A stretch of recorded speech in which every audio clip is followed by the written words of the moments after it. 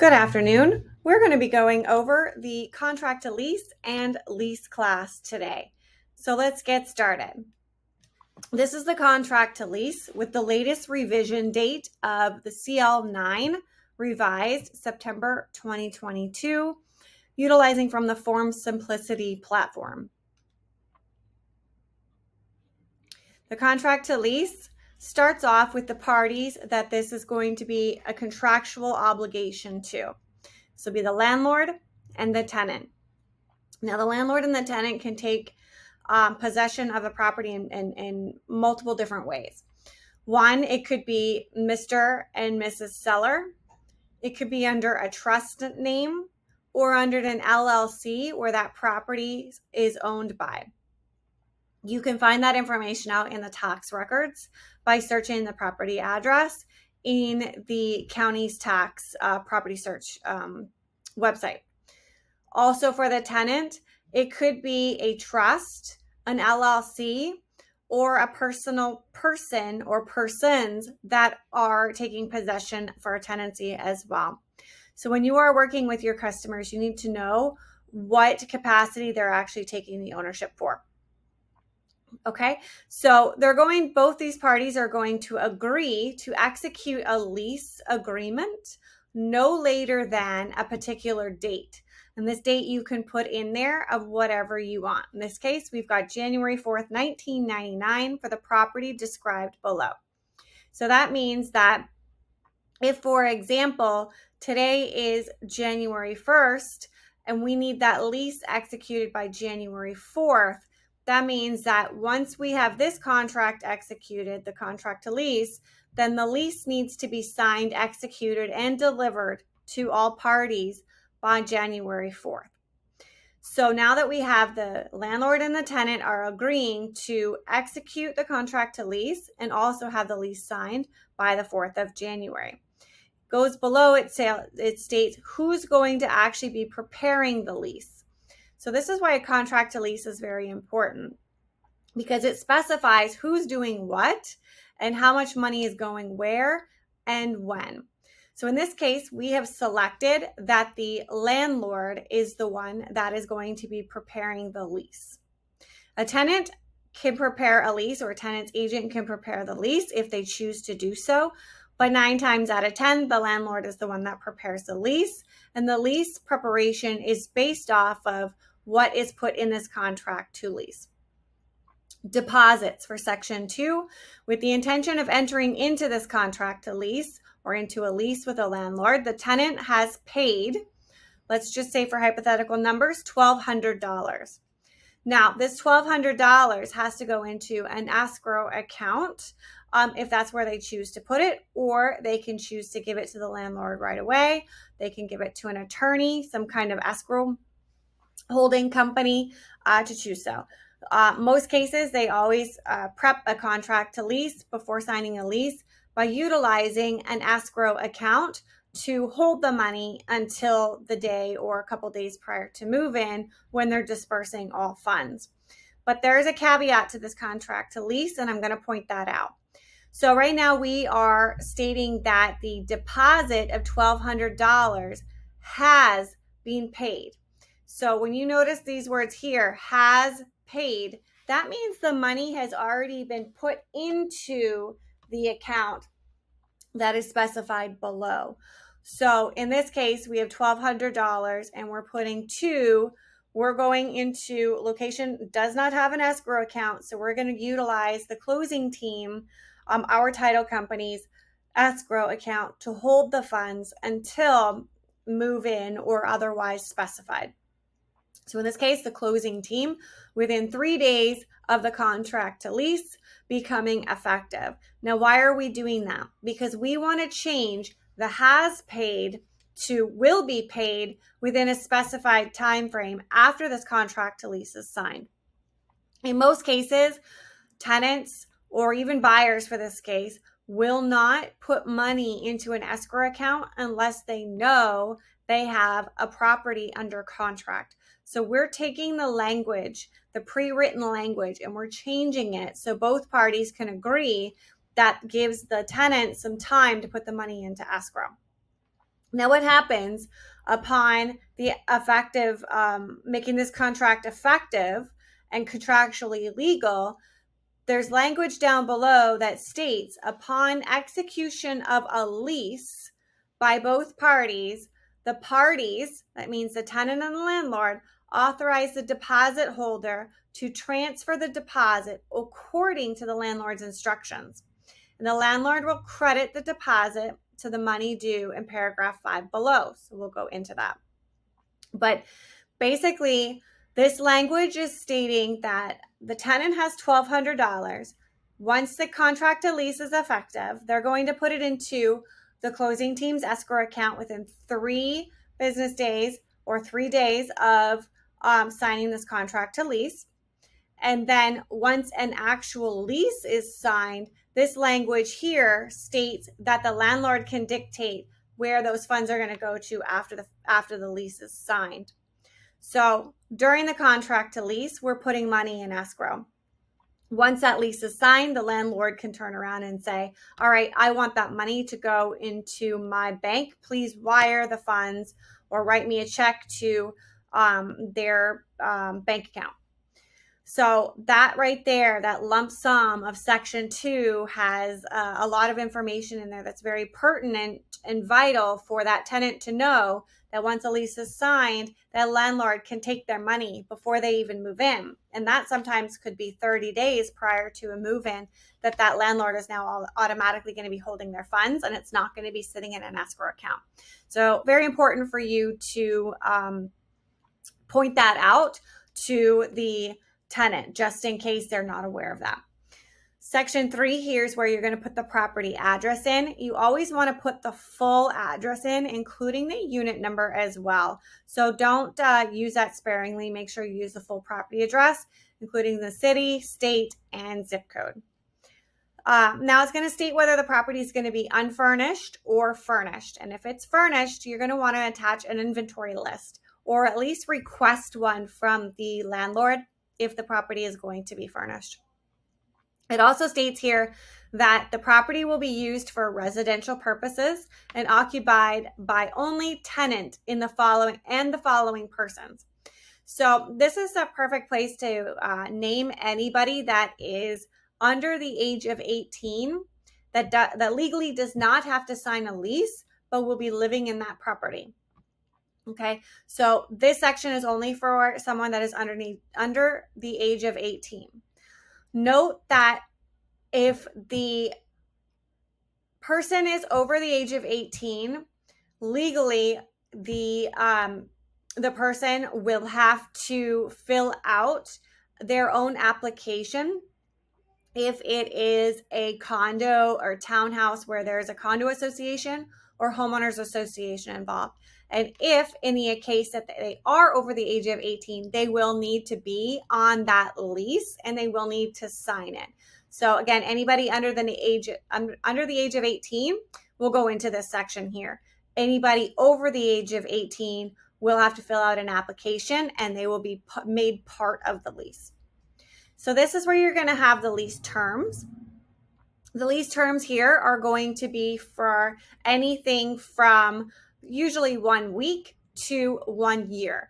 So in Florida, realtors are not allowed to prep leases over 12 months or over 365 days. So note that these lease dates must be within a 365-day period, okay? So in this case, we've got a January to December 31st lease time frame. Now we're going to take the money that's going to be due and we're going to break it up into where it needs to be paid to. And then we're going to go into breaking up the escrow amount that we have as well and how it's going to apply to Section 5.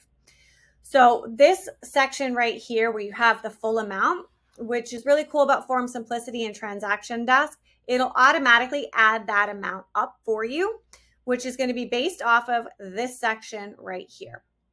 So this section here, you're going to have your first, your last, your security deposits, any pet deposits, and any kind of insurance or any other fees that may be due at the time of move-in. So the first section talks about the first month's rent plus any applicable taxes. If it was a short-term lease, which would be 6 months or less, there may be taxes that would be applicable. In this case, this is an annual lease and no taxes would be applicable. So our first month will be January. So the advance month rent is January for $1,000. We have last month's rent, which is going to be another $1,000. The security deposit to the landlord, which is going to be another $1,000. So we have first, last, and security to the landlord.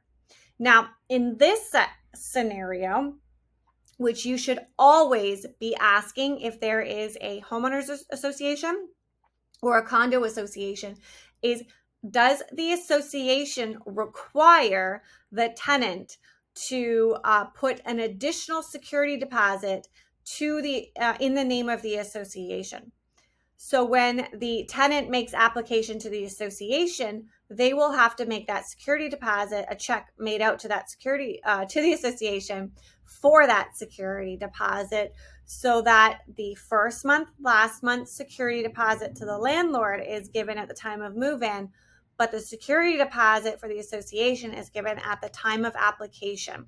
So it's very important because there's many times on a MLS property listing that the landlord nor the listing agent has stated that there is a security deposit for an association. So it's very important for you to ask that question to make sure that once all of these legal contractual agreements are signed, that you're not coming after the fact going, well, now Mr.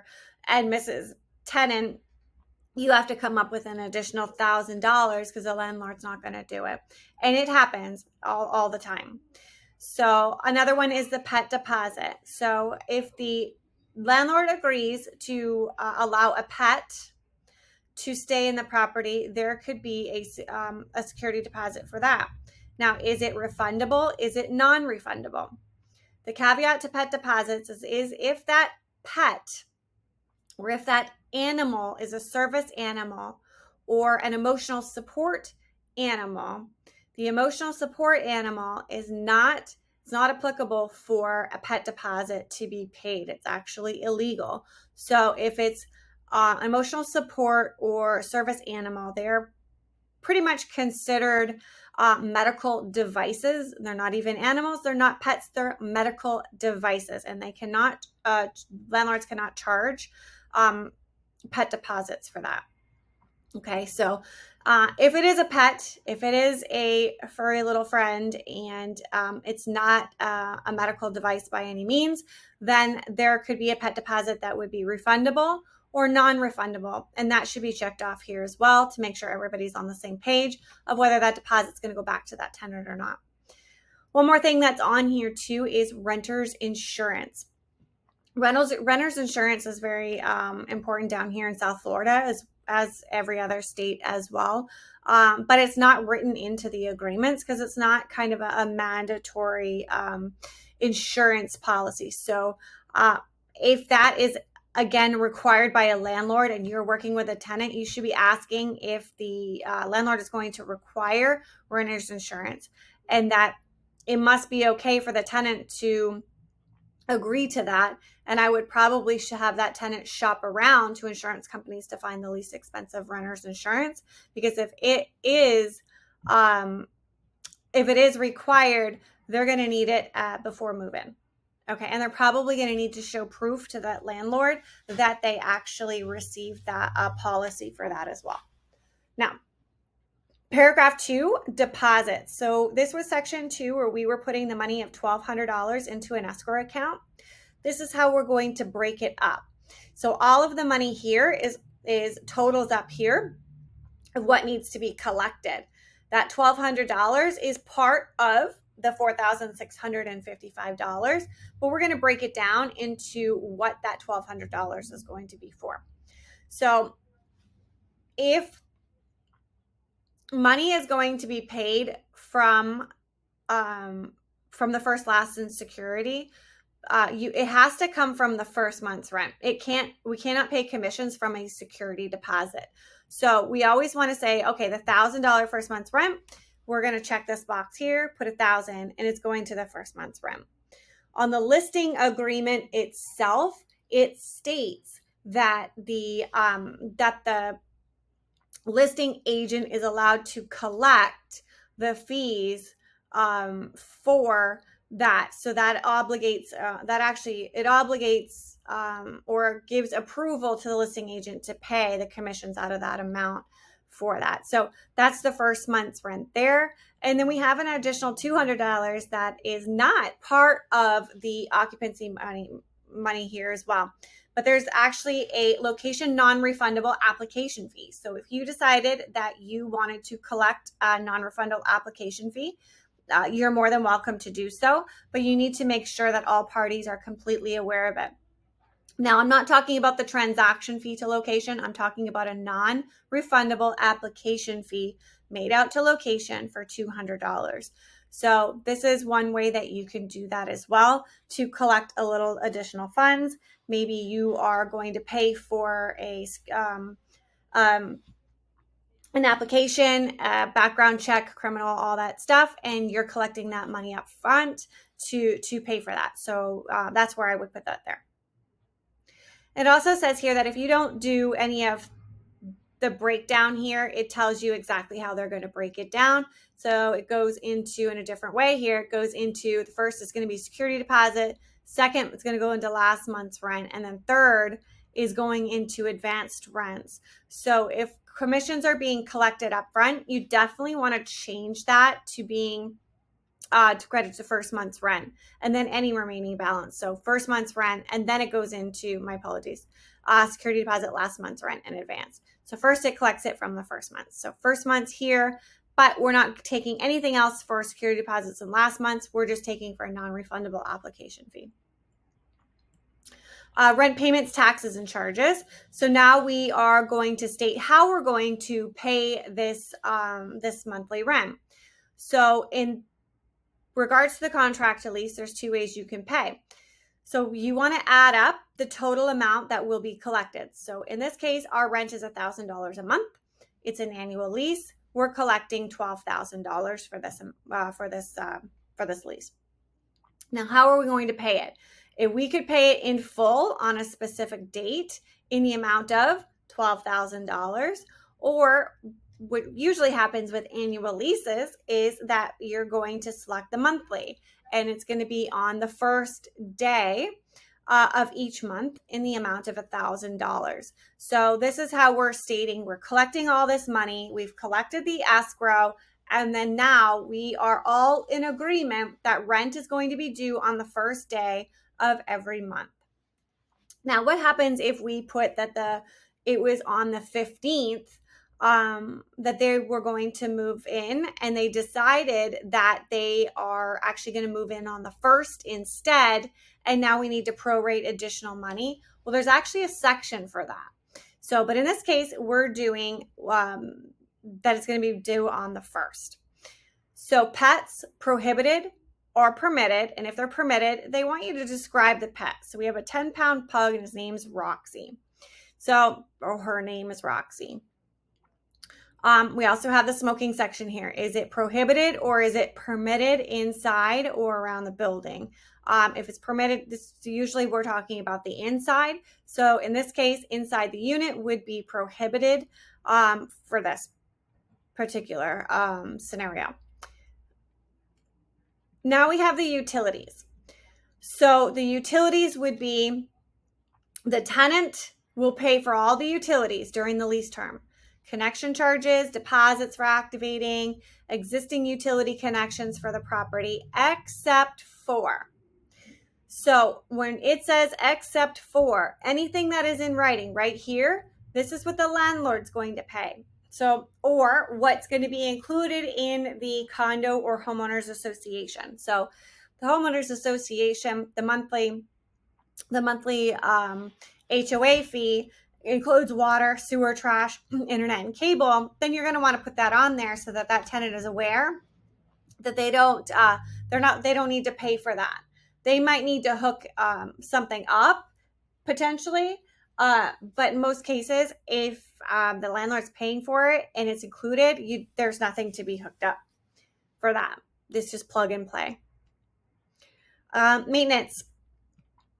So landlord will be responsible for maintenance and repair for the property, except always put AC filters here or any repairs under $150. So typically for me, I change my AC filters out every month. And then if there's something under $150 as a landlord, I don't want those phone calls. So if it's a clogged toilet or something that is a minor repair under $150, then it would be on the responsibility of the tenant to repair whatever that scenario is. So that's typically what I put there. Now you could raise that amount or you can less that amount or not have that at all, but that's just some kind of scenarios that you could put in there if you choose to do so. Association approval. So this is a big thing here. So it says, where applicable, the lease will be contingent upon condominium, cooperative, or homeowners association approval. Then you have two check boxes here where it says either the landlord or the tenant will pay a non-refundable application fee of $150, $100, whatever that application fee is. You need to make sure that it is correct. You want to vet that amount to make sure that everybody is aware that the numbers that they need to pay. And it says, and make application by the association approval by, now this gives a time frame, which basically says, okay, so if January 1st, I have both tenant and landlord sign this agreement, now they have 5 days after the acceptance of this agreement to make application. So the one thing that I like about the contract to lease, I know a lot of people just go directly to a lease, but it takes away the responsibility or putting responsibility on the tenant to actually make application with the association in a timely manner. So the contract to lease, if you put 5 days after acceptance or however many days that you want to put on there, that's fine. It obligates them to make it. So for example, the HOA or condo association takes 30 days and this provision wasn't used, the lease does not have any provisions to require them to make applications so that they could receive approval within those 30 days. So if a contract to lease was not signed and they went directly to the lease and they never made application, then they decide that they wanted to back out, there are provisions in there for the tenant to be able to do that. So contract to lease is fabulous for locking in a tenant to actually make application so that they are not wasting the landlord's time to just, willy-nilly and get that application in whenever they feel like it. So, and it says, if such approval is not obtained before beginning of the lease term, either party may terminate the lease by written notice to the other at any time before association approval. And the tenant will receive and return the deposits paid. If the lease is not terminated, the rent will abate until association approval is obtained. So this section here is actually in the lease as well, but this section is not. So if the tenant, for example, like I just said, did not make application, the language says either party may terminate the lease by written notice to the other party at any time before association approval. So again, use a CTL. I think they're fabulous for, locking both parties into certain things. Additional terms. So additional terms is something that I think is vital.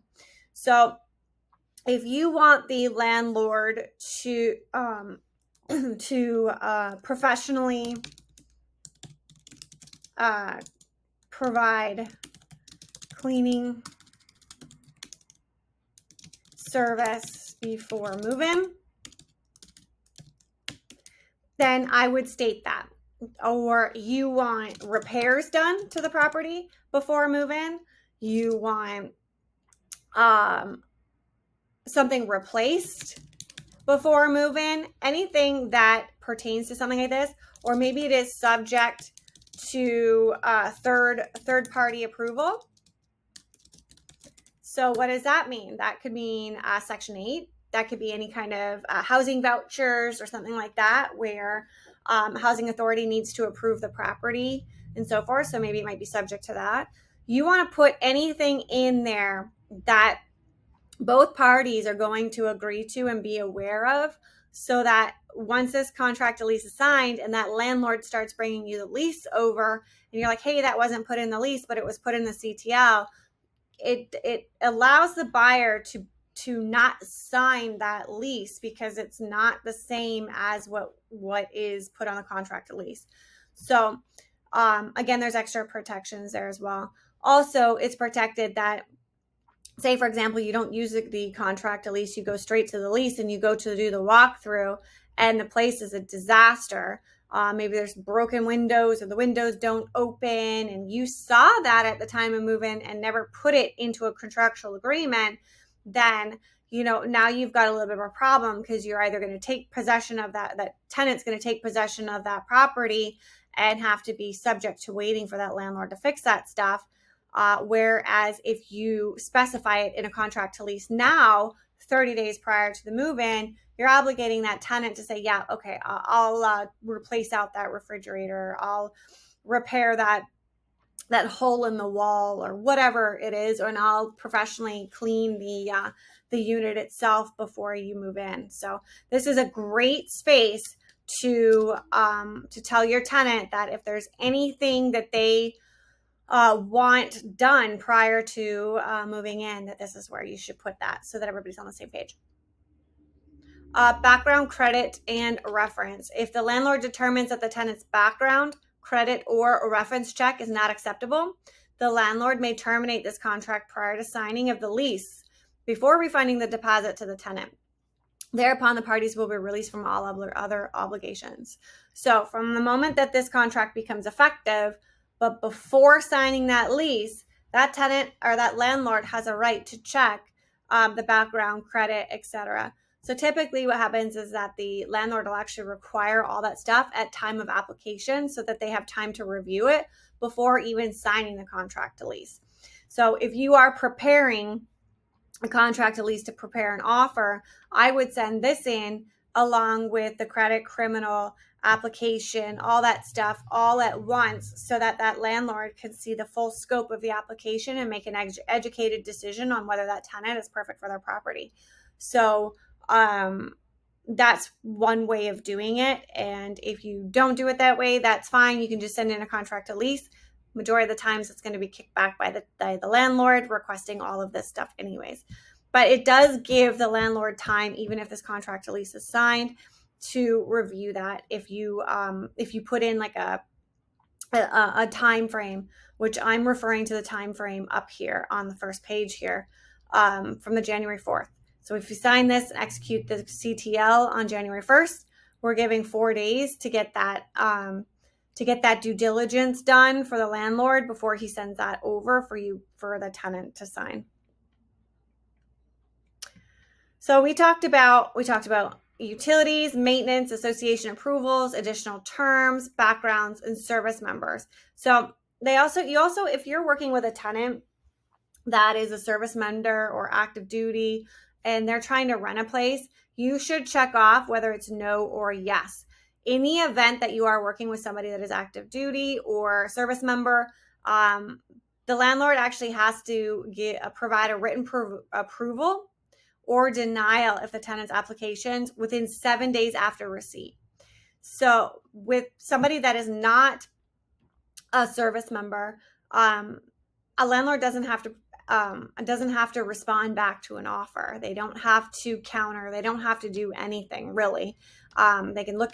The agent, on the other hand, has a duty by the Code of Ethics that they must present that offer to the landlord, but the landlord has absolutely no obligations to respond back on that offer whatsoever. So it's different with a service member, because if they are that and they provide a full package, for you to review, for the landlord to review, the landlord has to provide a written approval or a written denial denying that tenant within 7 days, and they must provide a reason for the denial if they are denying them. So again, that is very important to be aware of that. Failure to perform. So this is really big. Remember, I said this is a contractual legal agreement that both tenant and landlord sign. So it says here, if the tenant fails to perform any of the promises of this contract, The deposit paid by the tenant may be retained by or for the account of landlord as agreed upon liquidated damages, consideration for the execution of this contract, and in full settlement of any claims, and the parties will be released from all obligations under this contract. If the landlord fails to perform any of the promises of this contract, tenant may elect to receive the refund of the deposit paid without waiving any action for damages resulting in landlord's breach. So the tenant will lose their deposit if they sign this agreement and just decide to back out. So as the tenant's agent, it is your duty to make sure that once they sign and present an offer, that if the landlord signs this agreement, that tenant really wants that property. And if the tenant really wants that property, but they want the landlord to do X, Y, and Z, make sure that it's on additional terms so that all parties agree upon it. Because if nothing's in writing, it doesn't exist. Like I say to my staff here, if it's not on my calendar, it doesn't exist. So let me know about it, put it on my calendar so that I can make it happen. Same thing with a contractual agreement. If it's not written contractually on an agreement, on a contract, it doesn't exist. So make sure everything is in writing to go from there. And then other than that, we put our names on here, whether we're the tenant or the landlord's agent, so that everybody is aware that that we are a party to this contract. This is where the tenants and the landlords will sign the agreement here. So once it's effective, then we have duties to do. Everybody's all aware, and the landlord can prepare the lease according to what we've agreed on this contract to lease. So we're going to move over from the contract to lease, and we're going to go over to the lease now.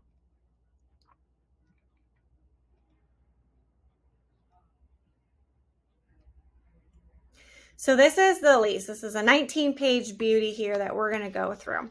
The first page is a non-lawyer disclosure. If you're not a real estate lawyer, this is a form that you're going to need to fill out to give to your customer, your tenant, or your landlord, to let them be aware of things that you are not. So it says here, before we begin to complete the next form, you must give this non-lawyer disclosure to the landlord or tenant for whom you are filling in the blanks for. If you are filling in the blanks for both landlord and tenant, complete 2 non-lawyer disclosures and give 1 to each. So if you have the landlord and you have the tenant, then each one of them will need a separate agreement. You don't put them on the same one. It says insert your name in the 5 blank spaces. Have the landlord or tenant whom you are assisting complete the provision regarding his or her ability to read English. Have them sign below. And then it says, give this completed disclosure to the landlord or tenant as appropriate. Keep a copy of this completed disclosure and all forms you give to the landlord or tenant in your files for at least 6 years. So location will hold all of these documents. So it says here, Michelle Richardson told me that she is not a lawyer. And then it goes on to say that we're not part of the Florida bar and we are not paralegals. It also goes on to say that Michelle also told me that he or she may not only type in factual information provided by me in writing into the blanks on this form, except for typing. Michelle Richardson may not tell me what to put in the form and may not complete the form for me. However, if use of form approved by the Supreme Court, may ask me factual questions to fill in the blanks of the form. So we're going to go over the filling of the blanks. So this is the landlord or tenant. So whatever one you're working with, if you're working with both, you're going to use 2 different forms. It's going to state that they can read English or they cannot read English. But this notice was read to me by whoever read it to you in the language that they understand. And then they're going to sign it, and you're going to sign it as well. So that's the non-lawyer disclosure, which is automatically just attached right to the contract, the lease. So now we're going to go and fill in the blanks. So it says it's very important to read all of the lease carefully. The lease imposes important legal obligations. An asterisk or a blank space indicates the provision where a choice or a decision must be made by the parties. No changes or additions to this form may be made unless a lawyer is consulted. So the first thing I'm going to tell you, if you are a realtor and you are not a lawyer, you cannot make any changes to this contract. You cannot write addendums or anything of that matter. The only thing you can do is fill in the blanks. Okay, so this lease is for a period of 12 months. We have it beginning on January 1st, and we have it ending on January 31st. Again, we're taking from the contract to lease the names that the property is taken in and the names that the tenants want to take possession of the property with, either their personal names, a trust name, or an LLC. Now, in order to make all parties aware of the landlord and the tenant's contact information, you're going to want to put that here as well, so that they can pull up that lease and be able to reach each other, for that matter. Property rented. It says the landlord leases to tenant apartment unit number. So if there's a unit number for this property, you're going to want to put it here. In the building located at, you're going to put in the street address. You're going to put in the name of the apartment, the city, and the zip code. You want to make sure that this is filled out in full. Now it says together with the following furniture and appliances. So if this property was furnished, you want to have a furniture list. Now that could just be a Word document with Exhibit A on the top of it and then an itemized list of everything that's going to come with that property. If it is an unfurnished property, you're going to want to put any of the appliances. So if it comes with a fridge, stove, microwave, washer, and dryer, you're going to want to put that information there and then be done with it. But if it comes with something else, either add it to here, but if there's not enough space, then create an exhibit for them to be able to do that. Now, if there's nothing and the tenant, for example, had to bring their own fridge, stove, microwave, washer, and dryer with them, then the landlord's not providing anything. You want to write none in there so that you never want to leave blank spaces. Let's just put it that way. So put not applicable, put none, put something there to show that nothing is being provided and that the tenant's going to be bringing all this stuff. Now, if the landlord is bringing something or has something there that's going to be left behind, make sure you put it there. Common areas, it says the landlord grants the tenant the common areas as well. And then it talks about the rent payments and the charges. So we broke down on the contract to lease the charges that are going to be paid. Now here we're going to add them in here where it says the installment payments are going to be $1,000 a month, and they're going to be paid on the first of each month. And then if it was a short-term lease, then you would be putting some applicable taxes that would be here. But in this case, this is an annual lease. It's just going to be they're going to pay $1,000 when the lease begins. And it says the landlord will notify the tenant if the amount of the taxes, if they're applicable. Tenant shall pay the rent and all other charges required to be paid under the lease by cash, valid check, money order, or whatever's agreed upon. So it says here, unless this box is checked, the lease payments must be paid in advance beginning. If there are any lease advance payments. Now, I made a comment earlier on the contract to lease that said maybe the rent's going to start on the 15th. Or the lease is going to start on the 15th, but they decided that they're actually going to take possession on the 1st, then you're going to want to prorate some rent on there. So then you can actually do prorations here. So from 1st to the 15th in the amount of $500, and it's going to be due it's going to be due the day they move in. So it could also be where maybe they're moving in on the 15th and the lease ends on a 31st, but they still have 15 days and we are doing advanced rent payments and we're collecting that up front with the last month. So there's multiple ways that this could actually be used, just depending on. But keep in mind, a lease can only be signed for a maximum of 365 days, so be careful with that. I prefer to start my leases on the 1st and then end them at the 365 day, but in some cases that doesn't happen. Security deposit of $1,000. So now we're breaking up everything that was on that contract to lease and we're adding it to the lease. So we have a security deposit, advanced rents, pet deposit if there was one, late charges. So if you're going to charge $75 a day for each lease payment made more than 3 days after it's due. So anything after the third day, now all of a sudden they're going to start accruing $75 a day, whatever number that you decide to put in there. Now, if the check bounces by chance, it happens all the time, that there is a bad check fee. Now, it could be $20 or 5%, not to exceed $20 or 5% of the lease payment, whichever is greater. So 5% of the lease payment is greater than $20, and you're going to want to put that in there. So that's beneficial. So any other fees and stuff like that they're going to have to pay too. You might want to transfer over the tenant's renter's insurance as well. So that's something you could put there. Now it talks about the security deposits and advanced rents. It talks a little bit about the money will be held in a separate interest-bearing account or a non-interest-bearing account. And then it goes into, how much money that the landlord has to give the tenant back at closing or at the end of the lease in the event that they put it in an interest-bearing account. So they can't keep all of the funds. They actually have to give about 75% of it back.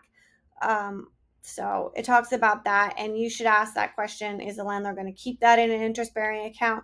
Because the tenant needs to be made aware of that. Notices. Now, if I was the landlord's agent and I wanted all the notices, maybe I'm doing property management for this particular property, and I need the notices if they're vacating or their lease payments are going to be late or whatever it is, or they're sending lease payments, then you're going to want to put your contact information there as the agent that wants all that notice. If not, leave that all blank and you're going to move on. Use of the premise, it basically just says it's going to be used for residential purposes, and that the tenant should also obey and require anyone on the premise to obey all laws and any restrictions that apply to the premises. And the landlord will give tenant notice of any restrictions that apply to the premise. So maybe the pool is being drained and worked on, that landlord needs to give notice to that tenant. Tenants don't always get notices of what's happening with the building itself. So if the landlord receives something that could affect recreation areas or their parking or whatever, that landlord is required to notify the tenant that information. And if you are a property manager working on behalf of that landlord, then you need to make sure that you're fully aware of what's going on with that building so that that tenant can be notified for stuff like that. And then it talks about the if it's a condo or cooperative or something like that, it talks about the tenant's rights in here too. It also goes into if this box is checked, the landlord, unless this box is checked, the landlord may adopt, modify, or repeal rules and regulations for the use of common areas and conduct on the premises. If this box is checked, the tenant is basically stating that in the event that there are some kind of changes and stuff like that, the landlord can't just change it on them. So depending on what the landlord and the tenant agree to, that box may or may not get checked. Overnight guests. So typically an overnight guest or vacationers, if you will, most bylaws say that they can stay for up to 7 days. Some of them a little less, some of them a little more. Most of them are roughly around 7 days. Make sure you ask that question or look in the rules and regulations to find out what that number is, so that you can put that in the lease as well. But it does say if it's left blank, then it's 7 days. It talks about pet deposits. It talks about the smoking. So you can see the CTL matches the lease here. It also talks about, the tenant should not keep dangerous or flammable items, may increase the danger, fire. So now we're going to start going into where the tenant has to maintain the property. So, and what requires as maintenance.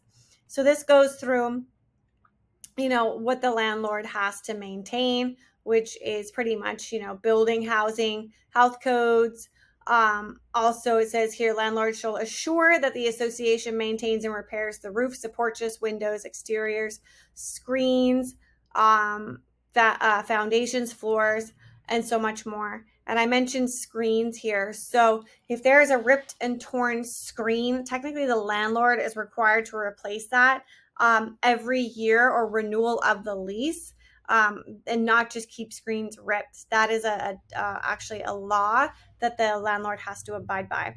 And not a lot of people are aware of that. So that is something that you guys should know.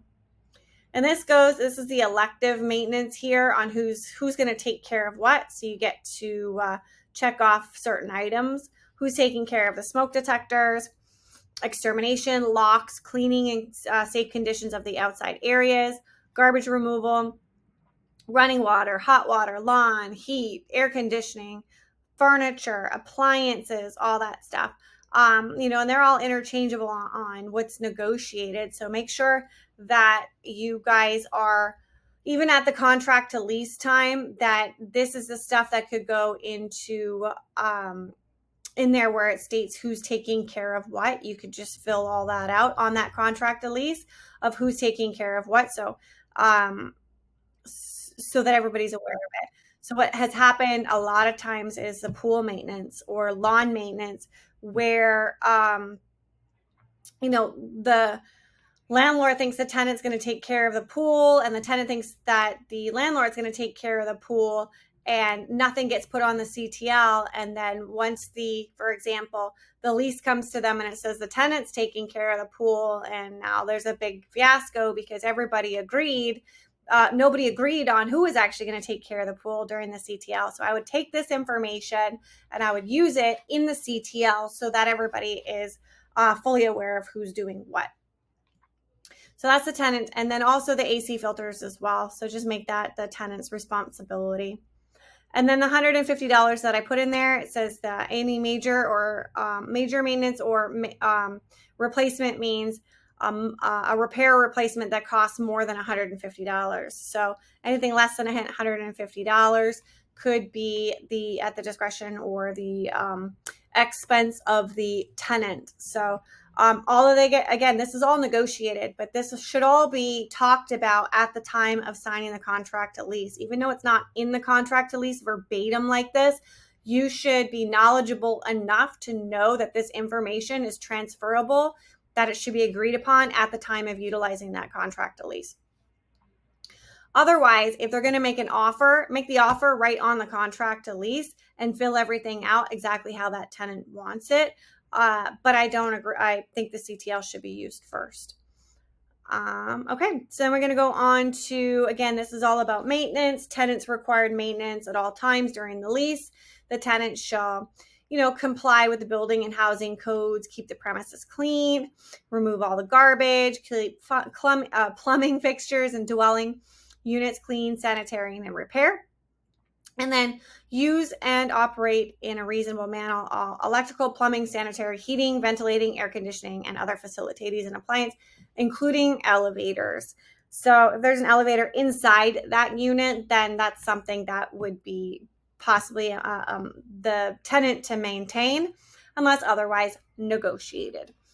So utilities. This is where you are excluding anything that the tenant will not pay for. So again, tenant shall pay. This was also on the contract to lease. Tenant shall pay all charges for hookups, connections, and deposits for providing all utilities and utility services for the premise during the lease terms except for. So again, this is something that should be excluded as well. So whatever is on the lease should mimic on the contract to lease should mimic and portray on the lease as well. So this is where you should be transferring that information to there too. And then it goes into more about the tenant, the service members, that if the tenant is a member of the United States Armed Forces on active duty or state active duty, or a member of the Florida National Guard or United States Reserve Forces, the tenant has the right to terminate this lease as provided in Section 83.682 Florida statutes, the provisions of which can be found in the attachment to this lease. So it talks about service members and their rights to be able to back out just in case they have to be deployed somewhere else. Landlord's access to the premises. So this talks about them accessing it within a reasonable time frame in case of emergency, with the tenant's consent, or if the tenant's absent for emergencies, or they have been absent from the premises for a period of at least 1/2 of the rental installment period. So if you have 30 days in a lease and the tenant's gone for 15 days of that landlord would have a right to go in and visit that property to make sure that it's okay. And it says prohibited acts by the landlord. The landlord is prohibited from taking certain actions. And then it describes in sections 83.67 Florida statutes of the Landlord and Tenant Act what is prohibited. Then it talks about casualty damage, defaults and remedies, assigning and subleasing. If the tenant is allowed to sublease, then they would check this box off. Otherwise, keep it where the landlord's not going to allow that tenant to sublease that property. Goes more into risk of loss, subordinations, liens on the properties, and then approval contingency as well. So you're going to see a lot of the same language here that was in the contract to lease is now added in here as well, minus the time frame for that tenant to actually make that application. So that's where it's really important to use a contract to lease so that the tenant understands that they need to apply to that association as soon as possible so that they have their 30-day approval from the association. So now we have renewal extensions that basically says here a new lease will be required for each year. So remember that agents cannot do addendums. Therefore, written in this agreement, it states that you should just do a whole new lease for each subsequent year that tenant is going to rent in there. So just make sure, unless you have a pre-agreed upon written addendum to extend a lease done by an attorney that landlord uses over and over again, then that's fine if the tenant agrees to it. Otherwise, just use a new lease. Here's the lead-based paint section. So prior to January 1st, 1978, there was lead in paint. Because of that and the age of the homes in Florida, we need to disclose whether there is lead-based paint or known of any lead-based paint in that property, or whether the owner of that property is not aware whether there's lead-based paint on that property. And this is where they do it here, where they check these boxes off to disclose that kind of information. They also, as a tenant's agent, the lessee acknowledges receiving what's called a Protect Your Family from Lead in Your Home. It's a pamphlet that you can get from Simplicity, Transaction Desk, Loop, to be able to provide to them. I highly recommend emailing that to them so that they have that up front so that they can't state that you have not sent that to them. And then it says agent's acknowledgement. Agent has informed the lessor, so this is the listing agent's obligation, of the lessor's obligations and is aware of his or her responsibility to ensure compliance. And then certification of accuracy. This is where everybody autographs here. So it's the lessor signatures, lessee signatures, and then both agents. And if you're working on both sides of the deal, then you need to make sure that you're signing both sides. And then you're just going to initial down the bottom. So it talks about attorney's fees. It talks about more miscellaneous stuffs as well. We won't get into too much of that, but I would highly recommend reading it. Time is of the essence. This is the lease is binding on the heirs, personal representatives, successors. So if that tenant passes away, this lease passes on to the heirs to make sure that this is taken care of. So it goes into a little bit more as well. So I'd highly recommend you reading that. And then here is the tenant's personal property. So if that tenant ends up passing away, what happens with that personal property of that tenant? So it says here, tenant must initial in this box for the following provision to apply. By signing this rental agreement, the tenant agrees that upon surrender, abandonment, or recovery of possession of the dwelling unit due to death of the last remaining tenant, as provided by Chapter 83 Florida statute, the landlord shall not be liable or responsible for storage or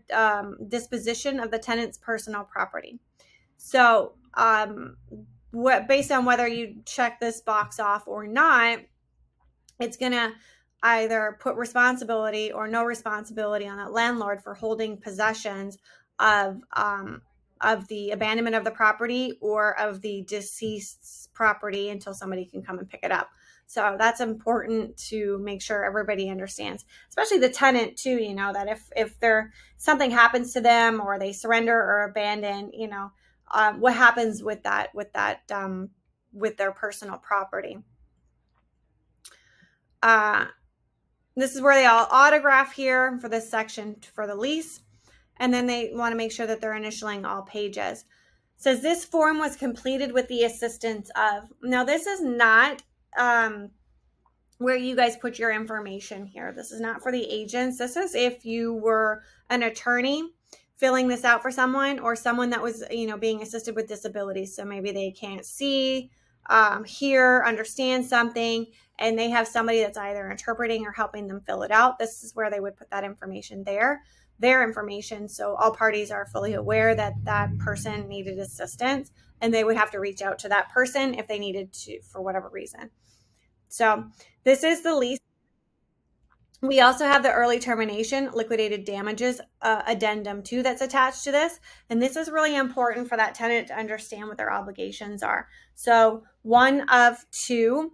The first one, it says, has an early termination fee where it says, I agree that the provision of the rental agreement to pay $2,000, which is an amount that does not exceed 2 months' rent, as liquidated damages for an early termination fee if I elect to terminate the rental agreement and the landlord waives the right to seek additional rent beyond the month in which the landlord retakes possession. So if you do a January to December lease and by chance in June you decide that, okay, I have to break this lease, then you're going to have to pay $2,000. So in June you'll pay $2,000, and that landlord will end up getting August or July and August rent, and then they cannot seek for anything after that. Okay, so or the other option is I do not agree to liquidated damages or an early termination fee, and I acknowledge that the landlord may seek damages as provided by law. So if that box is checked, it essentially says if we use the same scenario that in June that they realize they've got to break this lease, the landlord could sue them for the remaining months. So if we end the lease in December, from July to December, they could sue that tenant to try to reclaim or recoup those fees for that rent. So in most cases, you'll see the first one, but it really depends on the scenario. I have seen a lot of investors that own homes that use the second one because, again, this is a business. It's not, just renting to family and friends or something like that, where they want to recoup all the damages of that rent. So they will select that box. So kind of know what sandbox the landlord and tenant are playing in before when you're filling this out, you fill it out accordingly. And that's it for the lease. This is the attached to the Florida Residential Landlord and Tenant Act. So this is basically all the landlord and the tenant's rights and obligations into the lease. So this is actually a really good read in regards to the legalities that both parties have when it comes to breaking the lease, getting into the property if the landlord needs to, and more. So I would highly recommend reading this as well. So this is the contract to lease and the lease. You're more than welcome to reach out to support if you have any questions, you need a contract reviewed, or, obviously if something's happening as you're going through the motions of a deal, we're always here to help you. So have a wonderful day. Thanks.